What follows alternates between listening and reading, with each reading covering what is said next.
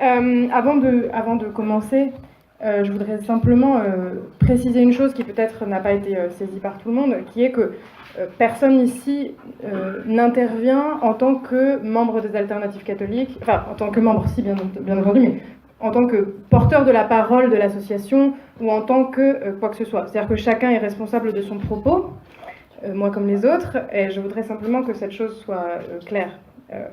L'idée de cette soirée, c'était que puisse s'exprimer une pluralité de positions importante parce qu'elle représente la pluralité de l'Église et de la communauté.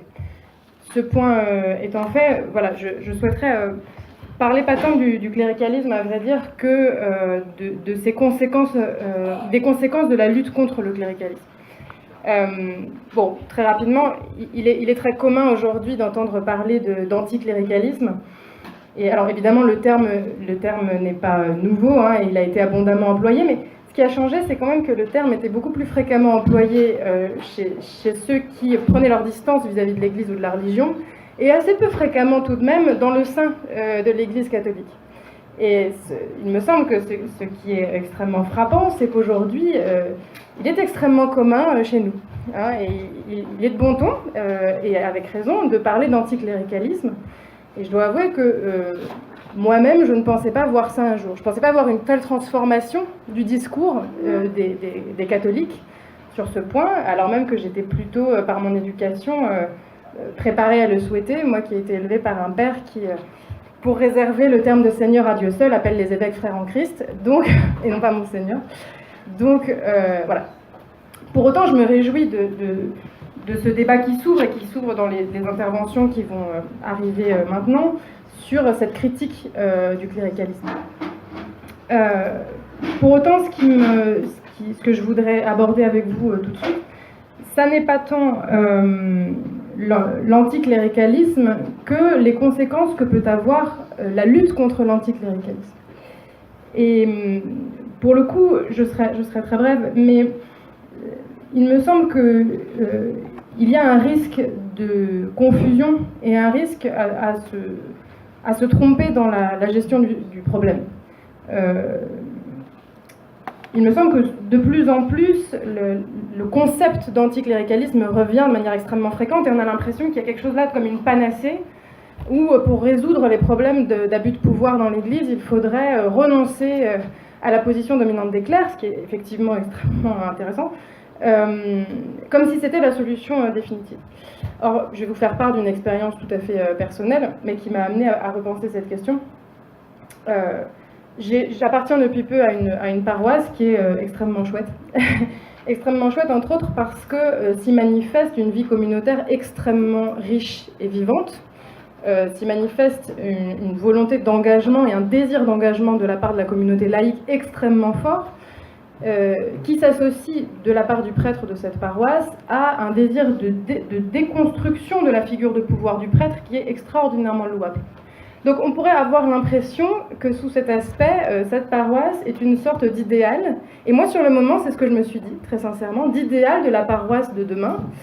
Je me suis dit, mon Dieu, mais c'est merveilleux. Ici, le prêtre, qui est pourtant une figure traditionnelle de pouvoir, emploie toute son énergie à déconstruire cette figure de domination, au contraire, pour déléguer les tâches qui peuvent être prises en charge par d'autres, pour engager les autres à s'investir et à prendre en charge directement, de manière autonome, la vie communautaire. Et qu'est-ce qui se passe quand on creuse un tout petit peu ? Il se passe qu'en réalité, la vie communautaire a été prise en charge par un petit groupe de laïcs qui certes ont déconstruit la figure du prêtre et la figure de domination du prêtre, mais pour instaurer une nouvelle forme de domination, qui est extrêmement, à mon avis, dommageable. Et d'autant plus dommageable qu'elle se fonde sur une illusion.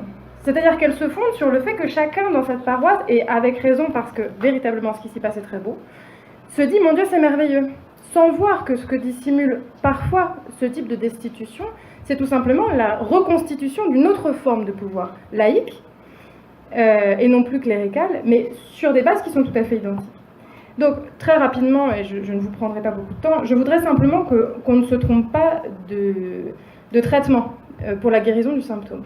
Et je ne voudrais pas qu'on croie que pour guérir du cléricalisme, il suffit de mettre de côté la question des clercs. Parce que la question du cléricalisme, dans le fond, ça n'est pas la question des clercs, c'est la question de l'abus de pouvoir. Et la question de l'abus de pouvoir, elle n'est pas propre à l'Église, elle est propre à toute forme de communauté humaine, dont l'Église. Et de fait, l'intervention d'Arthur tout à l'heure était extrêmement pertinente, je crois, parce qu'il ne s'agirait pas de croire que l'Église, sainte qu'elle est, échapperait aux dérives qu'impose toute forme de communauté humaine. Et en ce sens qu'elle est une communauté humaine, l'Église, elle relève, elle met au jour, elle repose, elle est vivifiée par des rapports de pouvoir. La grande différence entre l'Église et d'autres formes de communauté humaine, c'est qu'en son sein, ces rapports sont illégitimes. C'est la grande différence. Ça ne veut pas dire qu'en son sein, ces rapports ne naissent pas. Ils naissent nécessairement. Du fait même qu'une communauté humaine, c'est une communauté politique, fût-elle spirituelle. Donc, la différence, ça n'est pas que ces rapports ils naissent, c'est que ces rapports, ils sont illégitimes. Et donc que l'institution doit nécessairement et constamment prendre en charge la destitution de ces rapports de pouvoir. C'est-à-dire que l'institution doit mettre en œuvre une destitution des rapports de pouvoir qui naissent en son sein, qu'elle ne peut pas empêcher dans leur naissance, mais qu'elle doit toujours comme fin, comme idéal, viser à déconstruire. Donc, il me reste 3 minutes, j'en prendrai une, comme ça nous gagnerons un tout petit peu de temps. Voilà, tout ce que je voulais vous dire maintenant, c'est que je ne voudrais pas qu'on se trompe dans la solution. Je ne voudrais pas qu'on croie que pour guérir le cléricalisme, il suffit de mettre de côté les clercs. Et je crois qu'il faut que nous soyons attentifs que toute communauté humaine, y compris l'Église, est mue par des problèmes de rapport et de domination. Et que le risque fondamental qu'il y a à prendre la chose de manière un peu simpliste, c'est tout simplement de remplacer une domination par une autre domination. Or, on ne supprime pas un rapport de domination en inversant le rapport. On ne supprime pas le problème du cléricalisme en inversant le rapport entre clerc et laïc. On le supprime en créant des contre-pouvoirs. Hein, le problème de l'abus de pouvoir, il se compense, il se supprime en créant des